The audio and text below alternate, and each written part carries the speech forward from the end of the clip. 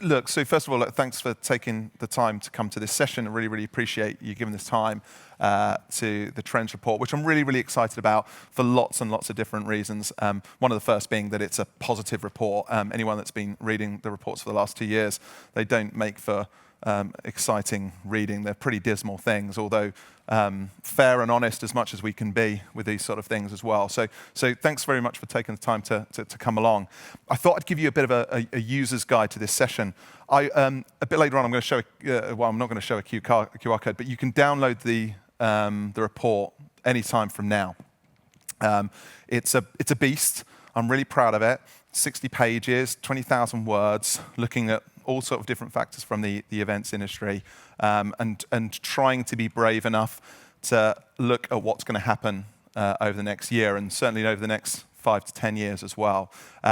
However, for those that perhaps don't need that level of bedtime reading, what I'm going to try and do here is run through some of the key things and try and tell a story of 2022 and beyond, and try and bring some of those ideas together that isn't just about the world and things like that, but what actually our events and our meetings and our industry could be looking like around those sort of ways. So what's going to happen is I'm going to set up some stuff at the beginning, which is going to sort of hopefully get us on the right mindset for the rest of the presentation. And then I'm just going to fire information and data and stuff at you.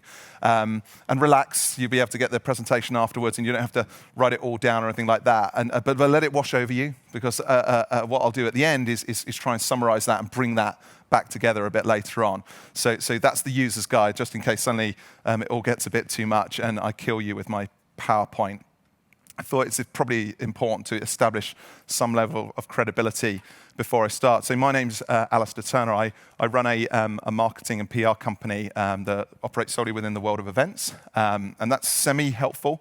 But actually what's more important around that is I've used my position within the events industry to try and find out as much data and information and fact and gossip and conjecture that I can, because every year IBTM invite me to write the Global Trends Report.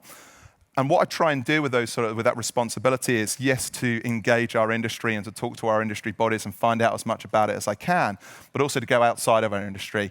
I don't think it does anyone any credit just to look inward. I think we need, we're a horizontal industry rather than a vertical industry. It's really important that we understand what the industries that serve us are doing as well. So my data points are very, very vast as well. I do a lot of work with the Economist Intelligence Unit, who have been a really real support to this presentation and the report itself, and World Trend Watching as well, which anyone who sees themselves on the marketing creative side of what they do should really get involved with these guys. They're incredibly good. They give a great understanding of consumer behaviors. Because I soak that all up and write the report, that's why I get the pleasure of talking to you guys this morning. So why does this report matter? To me, there is no lack of reporting within the global events industry. We've got amazing associations globally. We've got local associations on the ground, and they will give you lots of information. And actually, there's little bits of it within this presentation. There's lots to be gleaned out there. But what we try and do with this presentation is we like to go outside of it as well. So we look at major consumer trends. What are people doing and thinking about at the moment as we organize our events into the future? We touch on the industries that serve us. I mentioned things like pharmaceutical, automotive. We look at those industries, esports, and try and glean, what they're doing and what they're up to, and what that will have an effect on what we're doing, but also what can we learn from them as industry to industry? What are they doing that perhaps will give us an indication of what we're going to be doing later on next year, and into the future. And then we look at the world itself. What are the different regional variations? And we go a bit of a tour around the world, very, very whistle-stop, to understand, again, what's different between different territories, and what can one territory learn from another, and try and, again, see some grassroots of trends that will give us some sort of indication as what the world looks like over the next few years. That's where my QR code was supposed to be. I understand it's all over the place, but if you want to download it, there are QR codes. Unfortunately, I was one of those naughty people that didn't put my presentation in time, so I missed it. But imagine a QR code there. Take a picture of it. But it is out there, and that's where we go. So, like I said, I wanted to set up some areas of thought before we start. And I want to sort of, first of all, talk about the sort of the main theme for the report this year, but also sort of as we go forward, the conversation points that I think will be taking place. And I'm going to talk about frontiers. I'll do that in just a sec. Then we're going to start looking at the global perspective, what the world looks like at the moment, and what can that tell us about what our future is going to look. And then I'm going to use the word convergence a lot. So we're going to look about trends, but we're also going to look about corporate and industry activity. But what we're going to get really interested in is what happens when those two things converge, and what happens when different trends merge with each other, and what can that tell us about our own future. Then we're going to touch on our industry and look at regional variations towards the end. So frontiers. One of the things that I've been really interested in over the last sort of 3 months of research into this report is talking to around 60 to 80 data points that make up the global trends reports. And understanding both through the research and the individuals that make up that data, what their state of mind is at the moment. And this image kept on coming to me, this idea of frontiers, where we stand at the moment. It feels like the edge of something. It's like the old Wild West, you know, when you kept on sort of walking that little bit more west. But it's this idea that it's all laid out in front of us, that the line has been drawn, and it's what we do next. And I'm really interested about how different industries and different organizations and businesses have approached this frontier world. Some people think it's this wonderful thing. They predict the future, they get ready for what's going to happen, they're in charge of their own destiny, and they go charging into the frontier. Other people stand off at the edge of it, sort of worry, let's see what happens. It's a who moves first sort of mentality. And this idea of frontiers has been really, really sort of interesting to me. And one of the things that I put in the report was this idea of, everyone's asking me, pandemic, post-pandemic, where are we? Post-pandemic, are we post-pandemic? I kept on thinking about this idea of what post and pre. There's got to be a line there, right? Between the before and the after. And I'm very aware that over the last sort of 3 days, things have changed. But one of the things that was really interesting in terms of speaking to all the people that I did about the future is they all had a line. It was different to where we want, you know, to each other. But at some point, the idea was that we had a plan going forward from that line. And I think we're around that stage at the moment. Yes, we are in the world of the pandemic. This thing is going nowhere fast. And by the way, there's a load more to come. So let's all get ready for that. But we are in the place where the line has been drawn and we're ready to look forward. We are on the frontier. We're not behind it anymore. Whatever happens, we're going to go and attack, whereas before we were very much on the defensive. But I want you to think about that idea of frontiers because I think it's a real theme, hopefully, of the show, as well as this report, about how we as an industry look to approach this frontier. I also want you to think about something else. I'm going to talk a lot about trends. I'm going to talk about consumer behaviors. But one of the things that the trend watching guys do really, really well is they talk about every single trend is based on a basic human need. And I think it's really important to us because we are in a people industry and we need to start understanding our people in a slightly different, very much altered way. And we need to understand what the basic human needs are that drive them. So these are the 4 identified by trend watching. And I think they're really, really good because if you look at something like status is behind pretty much all social media development 20 years because people want status. That drives social media innovation. Things like convenience, that's drives things like Uber and Uber Eats and Netflix. It's about convenience. The need is convenience. The trend is the rise in convenience offerings like Uber and Netflix and Prime and Amazon and things like that. But it's the need that sits behind that. Then we have things like self-improvement, which stands clearly behind things like well-being, the need to improve oneself. And then delight, which seems a little bit on the edge, like it doesn't quite deserve to be there. But actually, it's a massive one. It's this need to be impressed and theatrically amused. It's a need to go to live, to see things on the spot, to go to cities and soak them in, to go to concerts and events and be wowed. So this sense of delight is actually really, really important. And actually, every trend that I'm going to talk about sort of touches on them. So I wanted to sort of set that up as well before. So that's sort of like that first bit, the thinking points that hopefully I'll return to towards the end of this presentation. But I thought what I'd do is set the theme in terms of this global situation. You can all decide whether that sun is going up or down, by the way. So it's a positive story to sell. The global economy is expected to grow for the first time for 2 years. It's a robust growth. 6% is unheard of, but let's face it, when you've had the last 2 years, you've got a pretty low base. But the idea is it's a robust, strong growth globally. And that's important to us because we need growth. We like business to be successful and strong. We thrive off that. So a great growth and also a good growth in 2022 as well. So that's really, really, really strong. Slight areas of concern globally is the discrepancy between rich and poor. Richer economies are growing faster out, poorer economies are growing less fast, and that's a problem. That's around vaccination inequality more than anything. And again, Omicron is actually a big example of why that matters. So that's a problem, and that's something that needs to be fixed, and we need to get that right. But overall, good growth, good platform for us to be on. We should also, it'd be ridiculous for me not to mention sort of global things like the US-China. For a lot, I've been talking about the trade war. There's huge amounts of political instability about that at the moment. And again, it's something that we need to be aware of, not least because one of the trends I'll be talking about is security. We need to have a look about how that affects everyone. But compared to previous years, just so you know, that's actually quite good. So I wanted to spend some time just talking about those consumer trends into a little bit more. I've tried to identify sort of around 5 and to sort of go into a little bit more detail, not just about what the trend is, because let's be honest, I think everyone knows that sustainability is quite important and that it's going absolutely nowhere. But I tell you, the thing that I keep on sort of thinking about around this is just how big it is. We all were delighted to see our events industry, really become a globally significant thing around COP and the fantastic work that was done by everyone around that. That is very much indicative of a wider societal change towards planetary issues. And that's being borne out by stakeholders talking to their companies that they own, by consumers talking to the brands that they buy, by employees talking to the companies that employ them, by citizens talking to the governments that they live within. These are massive points of activity.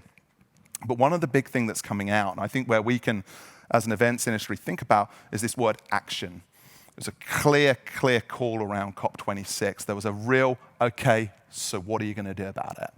And I think what we've got to start moving towards as an industry is that understands that not doing anything is no longer an option. It probably wasn't last year or the year before. Many would say 10 years ago that wasn't an option. But your brands that you represent, the businesses that you work for, will be called to account around sustainability in a way that you've never really understood before. Actually, just going back to these guys, this is a really lazy picture, and I do apologize for it. But to me, there's this idea of the centennials. They scare me deeply. These are people that have incredibly fixated views. They're not to be denied. There's some other generations, Y and Z, that you could be debated with. Millennials, less so. Centennials, they know what they want, and they're not going to stand for any deviation on what they want. They're coming. There's some really good data around centennials. Sorry, that's people born after the 2000. That tells you a lot about this behavior, this sort of almost militancy towards major trends, and they're coming. They're 21 now, 22 next year, so they're going to be in your events very, very quickly, and they demand action, and they're not going to take no for an answer on those ones. There's some really, really interesting statistics within our own industry around sustainability as well. I'll come on to ICE, but they're an organization that talks solely to corporate buyers, and by far and away, the first 2 things they're interested in is 1, sustainability, 2, measuring sustainability. Everything else is by the wayside, measurement and the main source itself. The JMIC have been doing huge amounts around this, also around COP. I was talking to a few of them last night. They should be really, really commended for what they're trying to do around their net zero pledges. And again, if you're not aware of what that is, do have a look at what they're up to. It's really, really good. It's really good. PCMA, also a really, really good data point that I've used in the report. And again, an interesting sort of information around sustainability. I'd guarantee a good conversation around sustainability with PCMA will give you really, really good insight to them. But actually, and this is a bit of a plug for a session that's taking place tomorrow, there's some really good stuff being done on the supply chain. There's a business in the UK that looks after venue catering. And what they're looking to do is just change the way food is sourced in a completely circular way. It's incredibly impressive. It's not just about reducing waste and putting them into the right sort of converters and all that sort of stuff. That's all great stuff. But what they're looking to do is essentially change the way food is procured globally. And it's that sort of big thinking, that sort of action-based approach is really, really good to see. This guy's a bioagricultural specialist, just changing the way farming's working in major event venues. So it's well worth looking out for those sort of things. There's a session tomorrow. What does this all mean for us as well as our consumers? I think sometimes it was interesting. I was talking to some of the guys from PCMA around it, and they do feel there's an imperative for us to meet. We can't just suddenly go, what was it? I was in an event the other day, and someone said the most sustainable event is an event that doesn't happen. Well, that's not an option for us. We have value. What we do matters. But actually, what we can do is sort of change the way we think about that. My thinking is as well as, I think centennials, they don't want us to not have events. They just hate waste. People hate waste. Actually, it's not just centennials, it's all of us. Don't waste my time. Don't waste my money and don't waste my resources. So if you're going to take me to somewhere, give me value. If I get value from it, it wasn't a waste. There's valuable to come out of that. I think at times when we're at our worst, we are a wasteful industry. And I don't think that's what we're trying to get rid of. We're going to not do what we do because it adds value. What we've got to look at is those waste points. Don't waste my time, my resources, or my money. Security is also a really, really important one as well. I've sort of delved into this a little bit in two sort of ways. And again, just to be really, really clear around this, I think it's sort of around 4 areas that we've got to look security, and that's physical safety, and that's gonna sort of be a big theme for 2022. What's happening around Afghanistan is going to sort of change a lot of the plates around our own security at home. So there's things that we need to be aware of slightly more, especially as borders are opened up and things like that. So the physical safety of the delegate. Information and data security is a massive one, especially around the different things like GDPR in Europe, but also just looking after our data, especially as more of us are looking to go hybrid. We're looking at AI technology to find out more about our delegates and understand them and meet them in a personal way and be empathetic to them. Well, actually, that involves us having their data, so we've got to be really careful about how we treat that, how we get it, how they understand us to have got it as well. Environmental disruption. This is Canada 2 weeks ago. They did not see that one coming. This is coming as well. It's a big part of the sustainability side of things as well. This is going to increase the disruptions that we're getting to our events. And of course, disease. And like I said, we are in the age of the pandemic and there is more to come. I should mention MPI, by the way, who are really leading the way, I feel, on this. They're very articulate in their thinking around that. They have some great data to support it as well. And again, one of the things that they're seeing is 35.5% increase in data-related costs. So again, we'll talk a little bit more about the end as the incentive versus value back, but things are starting to cost a little bit more around some of these trends. Why does this interest me as someone that looks at the trends around the events industry? Well, to me, this is all about risk. And I keep thinking about what drives us forward, and it's not always opportunity, it's threat. If you think about the rise of hybrid. Hybrid is a fantastic, positive thing that gives us something to be aspired to. But actually, one of the key reasons why people like, certainly corporates like hybrid, is because it de-risks their event, takes the risk away. It's actually a base level thing, not an opportunity. And I think that's fine. I don't think we should be ashamed of that or worried about that. We should got to understand it and talk about it. But also, I keep on thinking about the incentive equation. What incentive is there for event organizers to have events? If people aren't going to work with them in the right sort of way, where's that risk going to be shared? And that goes down to the discussions between venues and organizers and destinations and organizers and third-party agencies and anyone in the supply chain. This matters too, because actually, what is the incentive an event organizer have, especially something new, something creative or individual, if they can't share the risk or offer a risk-free event? So I think this idea of security, incentive, and risk is something that underpins a huge amount of what we're talking about as we go forward. I actually think risk will be one of the biggest words we'll be talking about in 2022 and probably beyond. It sits at a base level. It's really, really important. Wellness. So I've looked at wellness in two areas. First of all, I'd said that we're in the age of the pandemic. Well, I actually think this is the next one. This is the pandemic behind the pandemic. There's a rather unfortunately named report called Scientific Reports, which makes it very difficult to find. But these are the statistics that they've come out of. For next year, 28% of people will have depression. Sorry, 38 countries they went to. This isn't a Western thing, it's a global thing. 38 countries, around 150,000 people. These are the percentages of people they find that are showing evidence, systematic evidence of these disorders. This is extraordinary. 28% depression, anxiety, PTSD, stress, sleep disorders, psychological stress. Children hit worse than anything as well. This is a proper pandemic. This is going to attack us societally. It will hit medical institutions, pharma institutions as well. It's a really, really big thing. In my last report, I talked about this idea of a societal review. That review really needs to happen very, very quickly because this is coming at us. And it's important to us because we have to understand how people arrive in our theatres and at our events.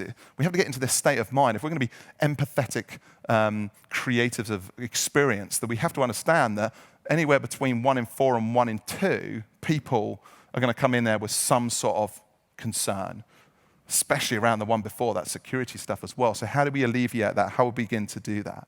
So wellness is a really, really important thing, but let's look a little bit closer to home. Let's think about how our own industry has fared.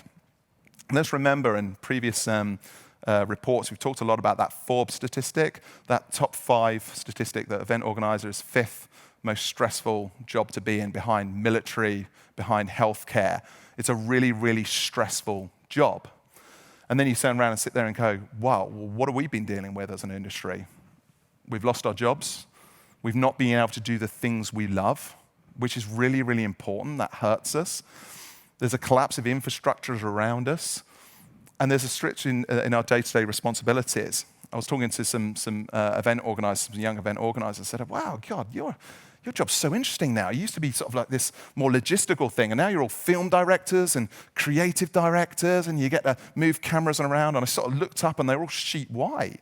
They ain't got training for that. No one told them that was part of the deal. In the last 2 years, it's fundamentally changed. They're being asked to do things they've never expected to do before, and the infrastructure around them to train them. A lot of them are just losing their jobs, and those people are coming in a different way. But what they're seeing is friends losing jobs, threat, businesses going down, like I say, that infrastructural change. And if you take an event organizer, and I think this is a shortened version of the medical theory around it, was that the people that get really high at an event are the same people that get really low at them. There's a flip side to that coin. If you take away that purpose away from most event organizers, that leaves them in a really disturbed place. And I think this is just a call that we really need to look after each other in this turbulent time to come. From my, as someone who's probably more of a commentator than an active person within the events industry, the big thing for me is talent. Why would someone want to come and work in our industry? What are we doing to attract them and to give them incentives to see this as a long-term viable career, but also that this is one worthy of their stress and their concern? So again, one of the things I think we should be looking at as we go forward as an industry is how can we manage that? How can we be better employers and show career paths and things like that? This is a really important one as well. So I've put diversity, equality, and inclusion. I know that E can stand for equity as well, which is equally, well, actually probably more helpful as well. But again, I've put in the report that actually I felt a sense of pride with our industry, with how it approached this very important subject. Whereas I think in the past I've not been as full of joy about how we've handled things like sustainability. I'm sure we've done that as well. But actually the initial response in the last 12 years from our industry, within our industry, I think has been very, very good. Now, I'm not for a second saying that we have solved a problem at all. In fact, the more I think about it, the more I think this is a problem that's endemic within our industry. It's one we have to solve very quickly. But I was sort of delighted by the early signs from the events industry. People like the Events Industry Council have been very, very quick. Lots of other work going on around the industry. Lots of support groups and intelligent groups and training groups have been set up. So in the same way, I think the infrastructure is there for us to get better. But what we have to understand is that the people that pay for events are businesses and brands, and it's important to them as well. It's important to their business. It's important to their values. So our events have to showcase their values. It's really important to the talent pool. If we're not able to go to the far reaches of society and attract talent, or our talents fish from a much smaller pool, then we're not really giving ourselves any chance to build back better, to be better as an industry as well. So there's a great opportunity, a great creative opportunity as well. I would highly recommend Wasserman. I'm doing quite a lot of work with Wasserman around this particular subject, and they've done some amazing things around DE&I. I'd really recommend that. They did this thing called the Brand Citizenship Report, which is all about how brands, actually it was a slide I did last year, brands are the super citizens of the world. And what they're trying to do is change the world by their positive actions. And actually, there's this brilliant report from Wasserman around brand citizenship, which I would highly recommend. And there's a brilliant McKinsey report that turns around and says it's not just good for values, it's good for business. A diverse employee route is just a better way to go. The statistics are undeniable around it. So I think we've got a lot to do around D&I, but I think we're on the right sort of paths. And then there's a virtual experience economy, which I keep on sort of returning to. And I want us to see this a little bit more than just hybrid. Because for me, the virtual experience economy wasn't just about us switching to digital or finding somewhere in between live and digital that would be good. Virtual experience economy, if I can explain it in any way, is adding on a layer of digital, or someone called it a hybrid wrap, but adding on a layer of digital expertise, but allows us to do more things that have better outcomes. So it was all about a fusing of purpose, sustainability, and technology. How can we use technology to do different and better things? This is a picture of a coffee shop in South Korea. And on the edge, it's that classic, isn't technology going to change its world? No, it'll change the world. But actually, if you see the badge on this robot that's serving coffee, that's actually of a person who has motor issues. They're disabled. And they're sitting at the back and they are controlling those robots. So technology is great, but isn't it great if it has a sense of purpose and meaning that goes deeper than that? And wouldn't that be great in an event situation? How rewarding would that be if we're able to do that? So when we look at technology, let's not just look at it as all gizmos and things that do things. Let's look at how it approaches this new consumer that we're talking about that wants to be delighted and have purpose and meaning and things like that. But in the meantime, what we've got is this idea of a hybrid-ready generation as well. So let's not forget that we're seeing, again, going back to centennials, but many more than that, who've been brought up watching streamed on YouTube, TikTok, Netflix and things like that. These are people that are used to being talked to in that way, and we're just getting used to how that is. So that's about production detail and things like that. There's also this idea of hybrid, like I said, being a source of getting more information from the audience as well, or about the audience as well. So this idea that through AI and things like that, we're able to bring in more information, get better data points, be more empathetic with talking to them, change content to better suit them as well. And I think that's really, really important again. And it sort of transcends beyond just putting the event online, and letting people watch it live. There's something more going on there that I think we need to understand the nuances as well about it. And I guess the last thing I'd say around sort of hybrid is the shift I'm seeing from many people. And I'm not sure it's one that I completely agree with, but I think what we keep on saying is there's this big discussion about, well, what's the future? Is it going to be live or is it going to be digital? Is it going to be live, digital? And everyone sort of rightly said, well, it's somewhere in the middle. But I think what's really interesting is I keep on talking to big event organizers, big ones that turn around and said, it used to be you'd start live and then you decide to go digital. When what they're doing is starting digital and then starting to go live. So I think that's quite a massive shift. It's this idea that live has to prove itself from a strategic point of view, an objective point of view.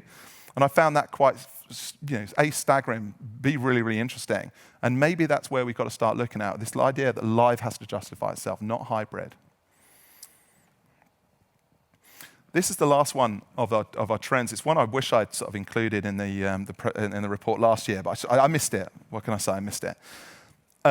But I think it's really, really important. I think it underpins a lot of the other trends, which is this idea that more so, and this is very much around the pandemic, we are more community locally aware. We're very much concerned with our neighbors and buying local and all those sort of things that enrich us from a locality point of view. But at the same time, we have a huge more global perspective.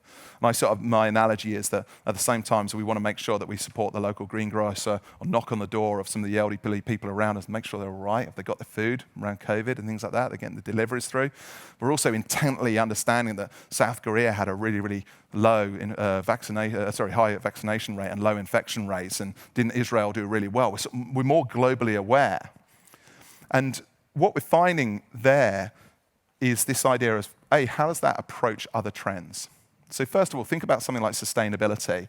It's exactly the same sort of way that we're looking at. We're very aware of local sustainability. If we buy local, then it cuts down food miles and all that sort of stuff. And actually that helps solve the problem. But it's also one that we have to solve globally.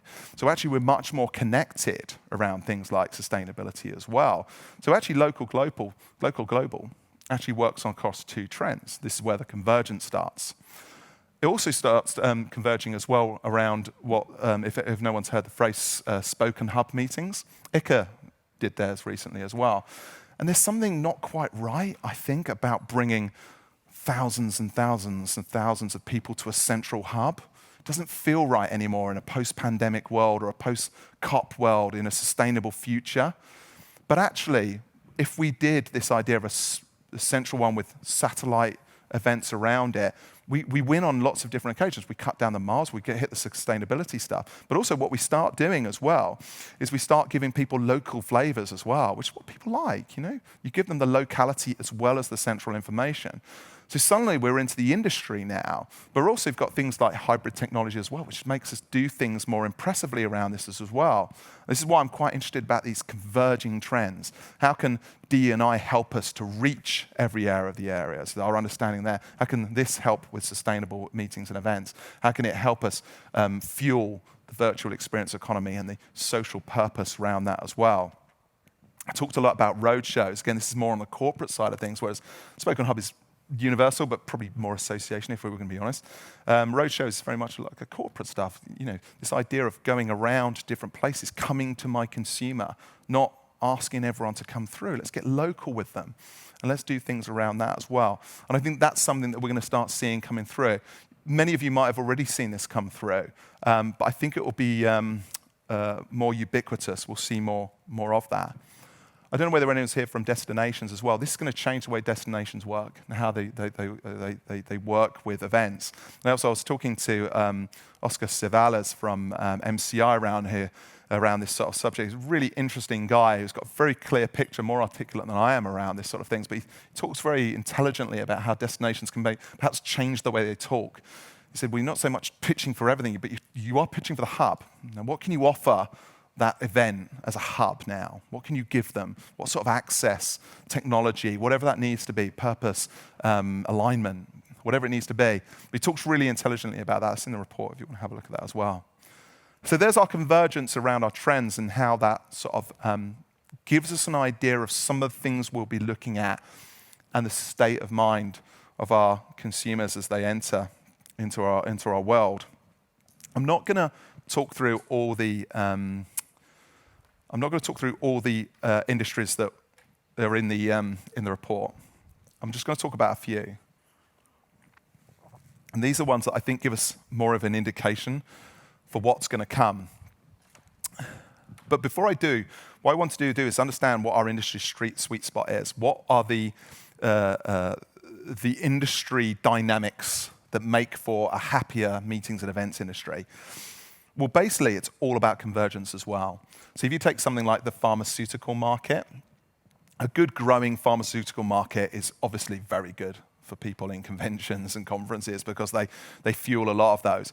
But a changing and a dynamic pharmaceutical market fuels knowledge economy, fuels energy, fuels product launches, fuels the need to discuss big problems like AI solving medical opportunities, the Internet of Things changing the way we track medical data, all that sort of stuff. So those things happening around pharmaceuticals, the supercharges that for us, makes it a lot more interesting for us as well. So we like growth, we like dynamic change, we love innovation, and we love anything that fuels knowledge. On an industry-wide basis, that is our sweet spot. So let's have a look and see what's going on as well around this. I am constantly interested by the esports and gaming industry as well. I think they give us a real understanding of maybe the things to come, these sort of scary centennials to me that I'll get over. I'm sure I can get over that. But we have to understand that every single year, 722.8 million people are watching global streaming. This is a huge amount, a huge global audience. That's going to be through 1 billion not too long ago. So suddenly we're looking at so much more. So we've got to understand just how many people are watching things like esports and entertainment, and that these are the people that are going to be filling jobs and companies and roles in the future, things like that. I also think esports is really worth a look at because look at their revenue split. Around this, they passed a million this year. Around 80% is through business and brand sponsorship. So this is an industry that understands how to work with businesses and exploit marketing and work with brands in a way that no other industry is doing as well. So they've got this really, really great relationship with brands, which again, I think we can really learn from. How they activate within esports events is so much fun. DHL do some really good stuff in esports where they come and deliver swords to, elves. I'm not an esporter. So there's really, really interesting stuff that goes on around that sort of world. The dialects, English, most spoken for dialects, Spanish, Portuguese, the rest, but all over 1 billion in terms of hours streamed in that dialect. So again, it's multi-language as well, and that's really, really interesting to me as well. China shouldn't be ignored, 139 million people in China streaming as well.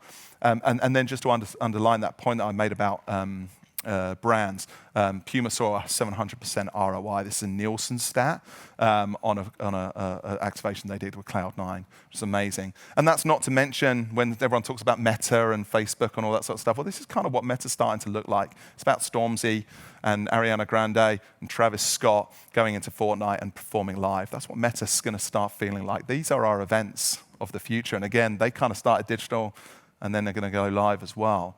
So we need to look at this sort of stuff because this is coming our way. And by the way, it's really good. They do it really well. They're not playing at it. It's awesome to watch. Talking of Meta, it's worth just taking a quick view of the ITC section as well. And again, it's growing, which is always good for us. It's that classic industry that exists so much digitally that it needs live to complement it. It is uncomfortable in its growth. Anyone that looks at the last 6 months of Facebook will tell you that things are uncomfortable, unsteady, unregulated, and they need support from conventions, conversations, knowledge, getting together. I foresee that there'll be a really, really good support of us. But there's things like I got very excited about Accenture. They've just been bought for billions and billions and billions. They're an AI company that's just solved. They've come up with an OCD treatment that was designed entirely by AI. So no people got involved, entirely by AI. Accenture. I'm sure we'll be reading about them in the future, but wow, how about that? That's going to take some knowledge economy. That's going to take someone around our industry to get people together and work that one out, because that could just go on and on. But that's the sort of trigger that I think we should be quite excited by. And then Pharma. Pharma continues to grow. It's an interesting industry because it talks about aging populations as well. As this population continues to get older, there's more orphan drugs, which are essentially new drugs being brought into the system. And again, that means more product launches. The majority of the pharma growth is through orphan drugs, not least vaccinations. RNA development has been a big part of the vaccination push as well. And again, all of that, to me, fuels the knowledge economy. Again, things like malaria, let's not forget about things like that. There's huge step forwards were taken in the last 12 months about the fight for malaria to cure that disease as well. That's really, really good news. So again, it's good to sort of understand how those industries, their dynamics are supporting our own and playing towards some of the trends. I'm going to try and go a little bit faster just through these next few slides. But just briefly, and I think I've talked about this enough, so we're going to look at corporate, we're going to look at association incentive travel now. Corporate event trends, as I said at the beginning, sustainability first, sustainability second. Hybrid comes a little bit lower. They start talking about things like understanding hybrid events, not just saying an event. It's trying to explain it to people within their business that this thing exists and has a value. They talk a lot about that. How do we measure hybrid? How do we measure sustainability? How do we explain it to the business around us as event organizers in those corporate event departments? But one of the things that I think is really interesting, this last one, a lot of the event organizers that were surveyed as part of this, they said one of the big things that they're most concerned about is their own futures. Does businesses get events? Does the CEO understand what that division does? And does it see value about it? And actually, one of the things that they're talking about is where should we sit? Should we be in the marketing division? That kind of makes sense. Actually, I think that's where most people are getting success. Should we be in the sales division? Should we be in training? Or should we have our own division? And actually, if that own division is on its own, does it suddenly get easier to cut? So there's a lot of them talking about that, which I found quite interesting, but it's I guess it's a sign of our times. But I really want them to solve that because they're really important to our collective futures. And again, association meetings is very interesting. It shouldn't surprise anyone that Spoken Hub conventions are a big part of what they're thinking about at the moment. STEM is, and the evolving landscape that comes with. STEM's a really important part of the association market. If those STEM categories do well, then the association market is very, very happy about that. But also, it's interesting, some of the data that came through about how it's working around things like a hybrid as well. Sort of like the engineers seem to be sort of getting it, sort of less teaching, the academic side not quite so much. And the hybrid adoption has been quite interesting as well. I should put a shout out in terms of Middle East, which I think is a really interesting destination in its own right, a region where association meetings are sort of seem to be flocking through in the future. It's a high value market as well, so that's good for everyone.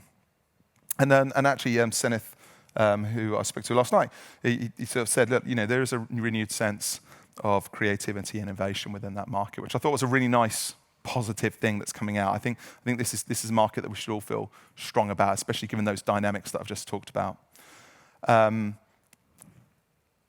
I just found this interesting in terms of how association meetings are reasonably robust.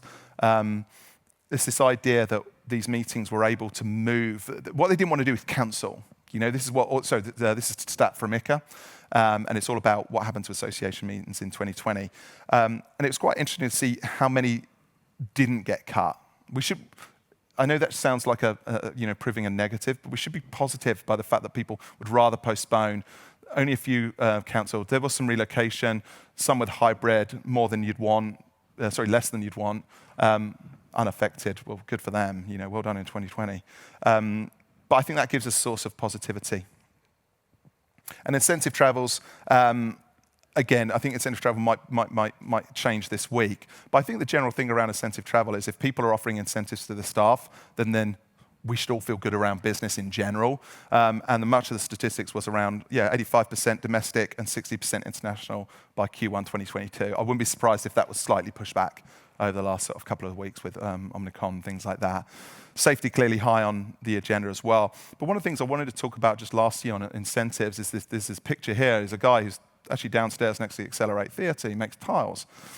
One of the things that we need to look at when we have our meetings and events in destinations is to give that new consumer, that more purposeful delegate, something authentic.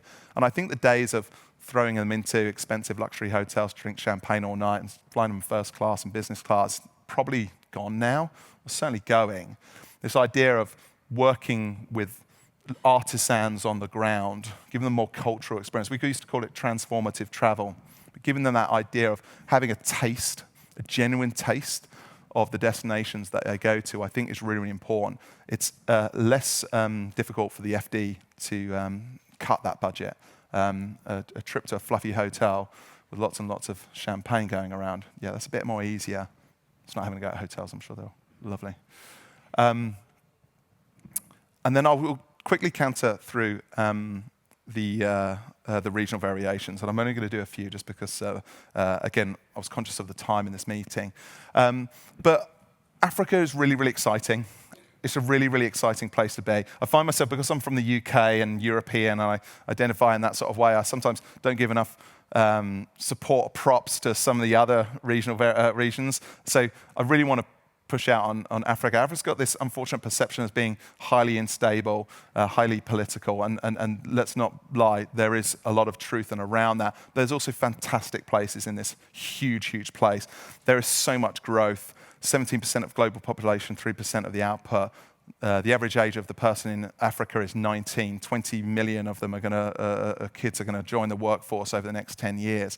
And when that happens, we're going to see a growth in Africa. Already the infrastructure is being put in place. There's convention bureaus popping up everywhere. They're doing some huge stuff around cryptocurrency, hence the picture behind. It's an innovative continent. I'd be really looking at that. If you're fortunate enough to be looking at destinations, I wouldn't be chalking off Africa too quickly. There's so much more to offer. There's a lot to offer as well. COVID's been really, really hard on the continent as a whole. And actually, the more we can put in and support those guys, the better. Again, Asia Pac. It's the one to watch. It's the developing region. I talked a lot in the last two Trends Report about the Atlantic economy sort of starting to move towards a Pacific economy. There's no signs of that turning in any time soon. This is a picture of a Microsoft Innovation Media Center. So again, in Sydney. So again, we look at that new destination model. Maybe it's that sort of thing that's going to get your hub into a specific destination. The one thing about Asia Pac at the moment is China, which has a great domestic audience and does really, really well out of domestic. Doesn't really need to come out of its own borders, although I'd like to. The rest of Asia Pac does rely on the rest of the world. So hopefully, as things begin and continue to open up, we'll see more realized out of Asia Pac. The other thing I'd say is that developing Asia is showing some amazing growth statistics as well. Places like Thailand, Singapore, things like that as well. Less exciting is my home turf, being British and being European at the moment. We sort of seem to be on the back end of a lot of the headlines at the moment. Europe is still a really, really important destination, and maybe this paints a bit of an unfair picture.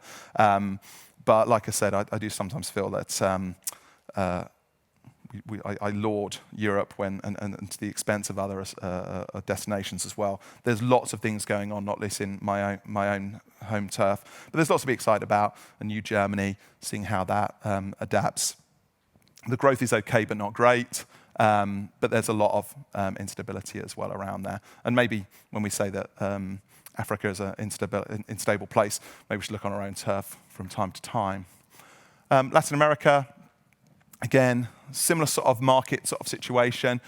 The growth is okay, but not great. Again, a major player causing a little bit more disruption than you'd kind of want. The big thing around this sort of territory is all about vaccine rollout and trying to get that right. But it is a good market. There's lots of statistics in the report about that. Middle East, one I'm always excited about as well, just because it's a high-value one. And there's lots to be excited about the Middle East. They really want this business. They're going to come out firing. We're going to see more and more from them. They've got the Expo 2021 and 22 going on at the moment, which apparently, to all intents and purposes, looks pretty cool. And, of course, the World Cup coming as well. So the infrastructure-wise, the ability to showcase the destination, again, a real key one to watch as well. And North America, because I always feel like I'm a little bit unfair on North America, but I'm really excited to see North America sort of coming back swinging. They've got their mojo back. In my strange little view of the world, seeing North America dictate what the next decade looks like is really exciting to me. There's some really, really good innovation coming out, some great leadership from this territory as well. I feel like they're leading the agenda as well. Certainly the US, not just the whole of North America, but certainly the US, especially around things like sustainability, D&I, this local, global, all that sort of stuff. I feel like the agenda in the US is very, very similar to the things that we're talking about as well. But they do have a lot. I wouldn't like President Biden's to-do list, I must say, at the moment. He's got a lot to deal with as well. So just lastly on Beyond, one of the things that I want to sort of leave you guys with is this idea of the first responsibility of an event. I thought about this because I was looking at the trends. I was trying to sort of understand what does that mean? What sort of direction are we all heading in? So, and I started asking myself, well, actually, what is this all about? What do event organizers have to do? And this is what I came up with. The first responsibility of an event is to go and find its audience and to be successful in finding its audience. So when we look at all these trends, what do they all mean around that? So how do we take these trends into our event world? Well, actually, if we do some of these trends, we will be better event organizers because we're finding our audience. In the past, the events that have been successful have been the ones that could find their audience as long as that audience was willing to come to an event or able to come to an event. Now, we've got things like hybrid that can go and get them. We've got the spoken will, so we can go and meet them. We've got things like sustainability, which is forcing us to make different decisions around that as well. If we have good DE&I policies, we can find the very corners of societies that perhaps we haven't reached before as well, and bring them into our creative spaces as well. And surely that should be our responsibility of event organizers and how we sort of go about our business. And then what we find is, because we're watching this convergence and we're watching these things happen, suddenly we've got greater hybrid events. We've got more sustainable events. I think we've got better ones because we're getting the full talent pool because of it. And suddenly, just by putting that main objective in our hands, which is we have to reach our audience and find it, whether it knows about us or not, everything that we will do will be much more stronger. I feel like I've talked for a long time, probably more than I expected to, but I do get quite excited about what I do. Just to remind us of this older frontier, one of the things I saw about the pharmaceutical industry, I probably didn't bring out on the slide enough, this idea of this massive reorganization. It talks a lot about how the pharma industry had reorganized, taken 2 years to reorganize. And I do feel like we're like that as well.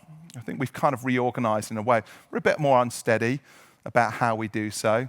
Maybe we're a bit more self-critical about how we do so. But I'm really interested in what that reorganization gives. And I really encourage everyone to take that new frontier, to see it as a way of pushing forward, because it could be amazing if we can take some of these trends on. But thank you for your time. Appreciate it.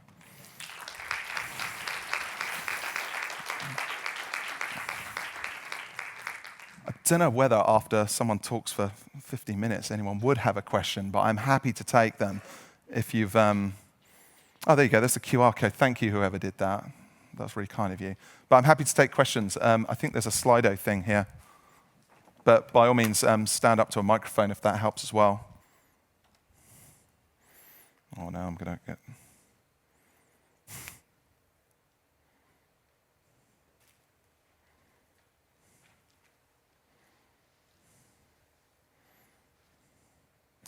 If someone's asked a question, maybe they could... there's a just while I work out how to do this, I should know. I should be better than that. Sorry, thank you. Hi, good afternoon. My name is Stephanie Chung. I'm with Market ID. I'm based at a marketing agency based out of New York City. So really happy to be here. I'm curious from a destinations and venues perspective. You shared a lot of context around how the events world is changing. You mentioned having an interesting conversation with Oscar with MCI regarding Yes.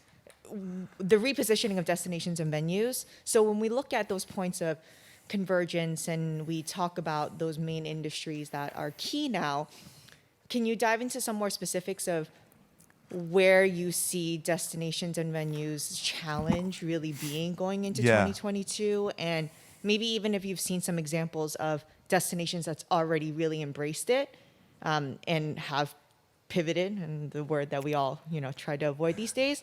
So curious to hear more thoughts on that. Thank you. Yeah, thank you for the question, first of all. So cheers. Yeah, I went to a presentation for someone who deals with visitor attractions, and he used this phrase, you've got a reek of your locality. I loved it, this idea of reeking of it, of stinking the place out with your locality. It was this idea that when someone comes to you now, it's because of where you are. Your location is more important than it's ever been before. So what you've got to give them is the full service of that. You need to give them the local food, the local flavor, the local artists, the local entertainment, the local everything. It needs to be artisanal and on point. And I think the venues certainly, and destination's slightly different sort of mechanic, right?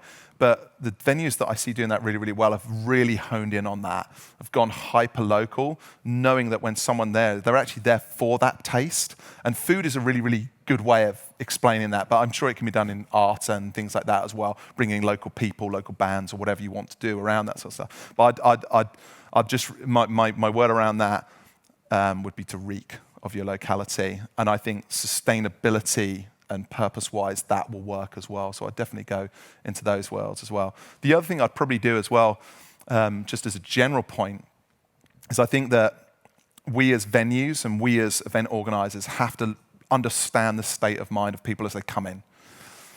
You know, have they called their partners or their kids or their family? Have they just got off an airplane for 20 hours and exhausted? Do they need to check their email? Are they glad to be here? Did someone make them do this? Did they get told by their friends, great, you get to go to Barcelona, but so you'll be seeing that. No, I'll just be stuck in the Furrow for 3 days. So all these things that actually are in their minds, not least that they might be having sleep disorders and things like that. So what can we in an environment and that sort of, what do they call it? In some events, they call it the first mile, don't they? What can we do in those first 500 yards to give them back something, to understand, empathize with them before we give them our event? That would be my other thing. And I think destinations and venues that can talk like that would be very, very lucky. I'm not doing very well with my iPad. So if anyone has any other questions, I am very conscious of your time as well. Well, look, here's what I'll do. I won't embarrass myself by trying to do the iPad again, because that's just too uncomfortable for everyone. I will say thank you for your time, give you at least 2.5 minutes back to go to the show, but I am up here if anyone wants some questions afterwards. But thank you. Have a really good day.